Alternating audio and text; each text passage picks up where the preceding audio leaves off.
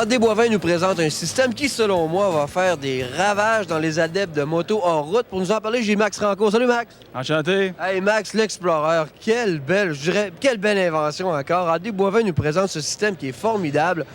D'entrée de jeu, bien sûr, les amateurs de moto hors route. L'hiver, on serre la moto, puis on attend que l'été revienne. Mais là, c'est plus le cas, là. Non, effectivement, l'Explorer a été développé un peu pour, disons, démocratiser le sport de la moto sur neige. Effectivement, pour tout ce qui est motocross, enduro, supermoteur, l'Explorer peut s'adapter sur ces motos-là sans aucun problème. Puis comme tu dis, ben, au lieu de le laisser dans le garage tout l'hiver, ben, là, au moins, on va pouvoir le sortir. Il faut dire également, bien sûr, que le système est aussi conçu pour l'été. Bon, bien sûr, on va vous démontrer le ski à l'avant et bien sûr tout ce système d'entraînement. Mais l'été, on peut laisser notre roue à l'avant et bien sûr, on utilise cette traction arrière et on peut l'utiliser, exemple, dans les dunes de sable, etc. Les applications estivales, évidemment, sont plus pour le sable et tout. Ça prend quand même une surface qui est relativement molle, comme le sable. Dans la roche ou le caillou et tout, un pneu fait très bien l'affaire et tout.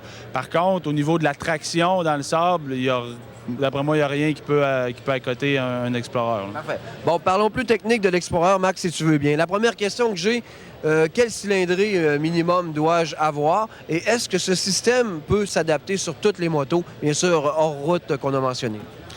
La cylindrée minimum va être 250, 4 temps et plus. Effectivement, ça peut s'adapter sur à peu près n'importe quelle moto. Parce que ce qu'il faut comprendre de l'Explorer, c'est que le ski, la chenille et le châssis sont toujours les mêmes. Ce qui diffère, c'est les braquettes pour accrocher le ski, parce que les fourches sont différentes d'une moto à l'autre, évidemment. Et certains espaceurs, certaines pièces à l'arrière, exemple pour positionner le disque de frein, sont différentes. Ce qu'il faut garder en tête aussi, c'est que la seule pièce qu'on enlève sur la moto, c'est le frein avant. Tout le reste les pièces d'origine. Bon, mais ça, on le décrit un petit peu plus parce que c'est vraiment ingénieux comme système et à la fois très facile d'entretien, facile aussi de la poser, mais extrêmement efficace. Bien sûr qu'ici, bon, nos guides s'en vont j'ai vu sur les repose-pieds, ça va prendre un ancrage à ce niveau-là. Et bien sûr, tout le reste suit. Et ce qui est le fun, c'est que vous fournissez la chaîne. La chaîne fait partie intégrale du système. Hein? C'est ça. La chaîne, évidemment, doit venir avec parce que, de un, elle doit être un peu plus longue que la chaîne d'origine parce qu'il y a un système d'inverseur. Vous voyez qu'il y a 3 pignons sur l'Explorer.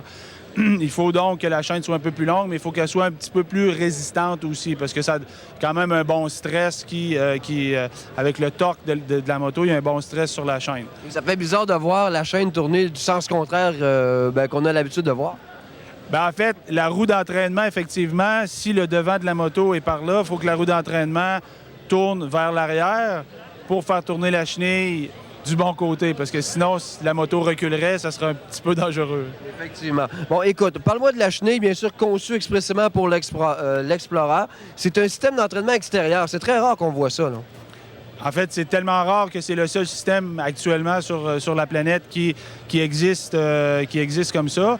Il y a un brevet sur ce système-là qui avait à l'origine été développé pour des chenilles de VTT, mais qui maintenant est applicable sur des motos hors route.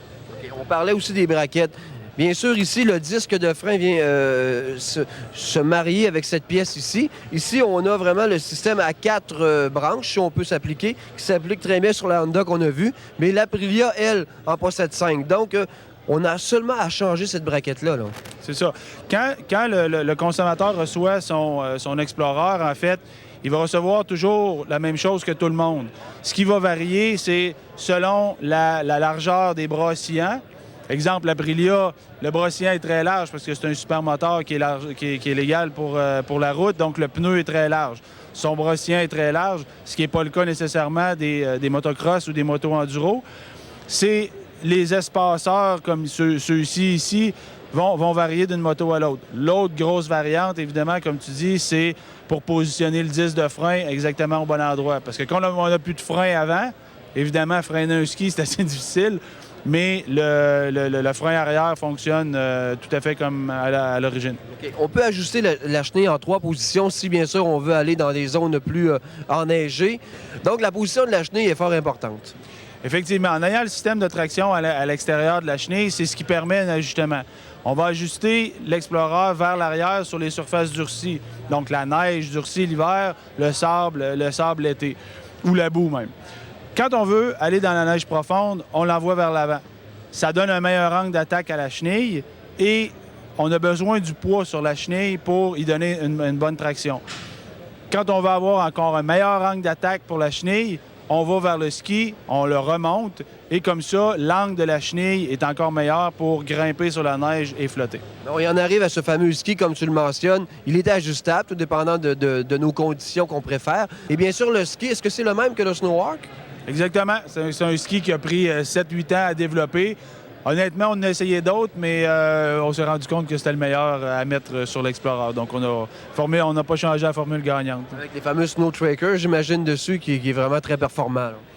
Oui, il y a des lisses au carbure en dessous et les Snow Trackers qui sont à l'extérieur du ski qui font que le ski ne louvoie pas du tout dans le sentier. J'ai remarqué 2 petits accessoires fort pratiques. Des roulettes à l'avant du ski, ça c'est génial encore là. Des fois, on a à traverser des zones peut-être asphaltées. On met nos petites roulettes puis on peut le faire très facilement. C'est ça. Les roulettes, en fond, ont été développées pour les gens qui auront à traverser des chemins, aller à la station d'essence, remettre de l'essence ou tout simplement pour l'embarquer dans la remorque, là. Effectivement. Et bidon d'essence aussi sur le modèle du Honda, on le voit qu'il y a un porte-essence, voilà. En fait, le rack qui a été développé pour traîner de l'essence, c'est sûr que ces motos-là, on le sait, c'est 8, 9 litres et tout. Ça a une certaine autonomie parce que c'est des 4 temps, mais il en manque toujours un petit peu. Donc, en ayant un 20 litres comme ça qu'on peut traîner, bien, ça lui donne beaucoup plus d'autonomie. Fort pratique. Eh bien, un système génial, Max, l'Explorer, c'est vraiment de toute beauté de voir et très attirant, à un coût très raisonnable, disons-le. Et ce qui est le fun, c'est que quand on l'achète une fois, Max, on l'a pratiquement à vie, parce que même si on change de moto, on change nos braquettes, et le tour est joué et il s'adapte sur notre moto nouvelle, là. Effectivement, c'est un des gros avantages aussi de l'Explorer, c'est comme tout est pareil, sauf la braquette pour accrocher le ski et certains espaceurs dans le châssis arrière. Bien, si le consommateur change sa moto, il a tout simplement à commander les adapteurs avant et arrière et il met l'Explorer sur sa nouvelle moto. Voilà, bien, propriétaire de moto route, soyez avisés maintenant, cette moto ne doit plus rester dans les garages. Max, un gros merci. Merci beaucoup et à la prochaine.